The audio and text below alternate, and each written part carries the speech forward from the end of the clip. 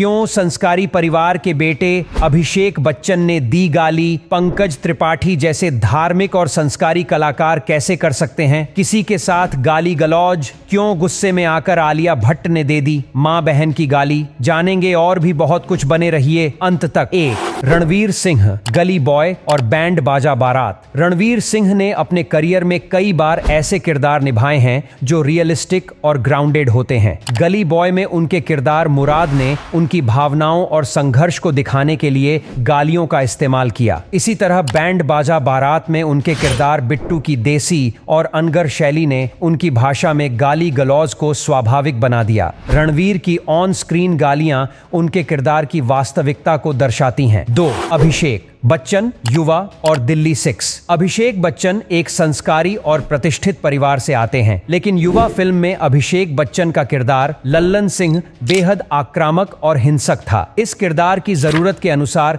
गालियों का प्रयोग किया गया। दिल्ली 6 में भी हालांकि उनका किरदार हल्का था, लेकिन कुछ डायलॉग्स में उन्होंने आम बोलचाल की भाषा का इस्तेमाल किया जिसमें गालियां शामिल थीं। यह उनके अभिनय की गहराई को दर्शाता है। 3 आलिया भट्ट, उड़ता पंजाब। आलिया भट्ट, जो अपनी मासूम छवि के लिए जानी जाती है, ने उड़ता पंजाब में एक बिहारी प्रवासी मजदूर का किरदार निभाया। इस किरदार की कठिनाइयों और दर्द को दिखाने के लिए गालियों का इस्तेमाल किया गया। आलिया ने इस भूमिका में गालियों का इस्तेमाल न केवल किरदार की भावनाओं को दिखाने के लिए किया, बल्कि कहानी की तीव्रता को भी बढ़ाया। 4 नवाजुद्दीन सिद्दीकी, गैंग्स ऑफ वासेपुर। जब बात ऑन स्क्रीन गालियों की होती है तो नवाजुद्दीन सिद्दीकी का नाम अनदेखा नहीं किया जा सकता। गैंग्स ऑफ वासेपुर में उनके किरदार फैजल खान ने गालियों का इस्तेमाल अपने गुस्से और प्रतिशोध को व्यक्त करने के लिए किया। यह फिल्म भारत के छोटे शहरों की वास्तविकता को दर्शाने का प्रयास करती है, जहां गालियां आम बोलचाल का हिस्सा हैं। 5 अनुराग कश्यप की फिल्में, गैंग्स ऑफ वासेपुर, गुलाल, देवडी। अनुराग कश्यप की फिल्मों में गालियां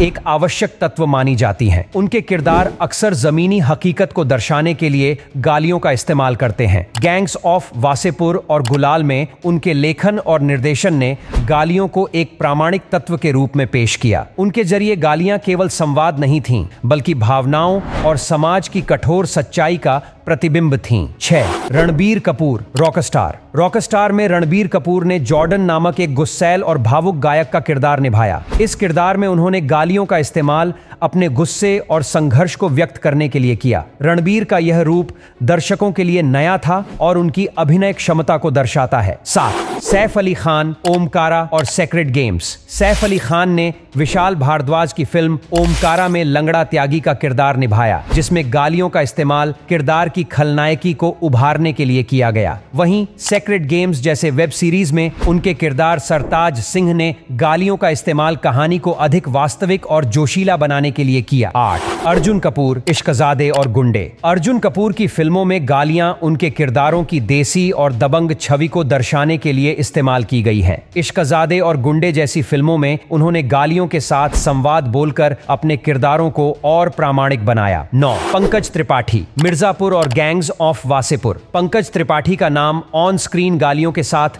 स्वाभाविक रूप से जुड़ता है। मिर्जापुर में कालीन भैया के किरदार में उनकी गालियां एक शक्तिशाली नेता की छवि को दर्शाती हैं। उन्होंने गालियों को अपने संवाद का हिस्सा बनाकर अपने किरदार को और गहराई दी। आज के लिए बस इतना ही, मिलेंगे नेक्स्ट वीडियो में, तब तक के लिए बाय।